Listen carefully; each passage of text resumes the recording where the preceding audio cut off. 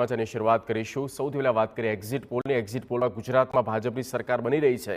એક તરફ ભાજપના ઉમેદવારો જીતનો દાવો કરી રહ્યા છે, તો બીજી તરફ કોંગ્રેસના ઉમેદવાર પરિવર્તનની શરૂઆત ગુજરાતથી થશે તેવો દાવો કરી રહ્યા છે।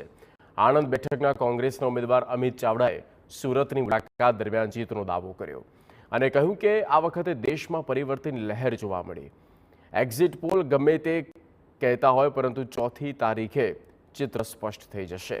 ગુજરાતમાં ઇન્ડિયા ગઠબંધનને લોકોએ આવકાર આપી સારો પ્રતિસાદ આપ્યો છે, ત્યારે ગુજરાતથી પરિવર્તનની શરૂઆત થશે અને સમગ્ર દેશમાં પરિવર્તન આવશે।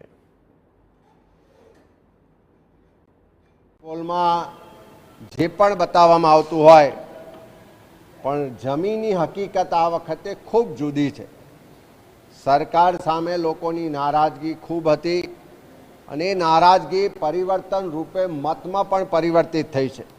ત્યારે આપ સૌ જોશો કે 4 તારીખે ગુજરાતમાં પણ 26માંથી બહુમતી બેઠકો પર ઇન્ડિયા ગઠબંધનને લોકોના આશીર્વાદ મળવાના છે। ગુજરાતમાં આમ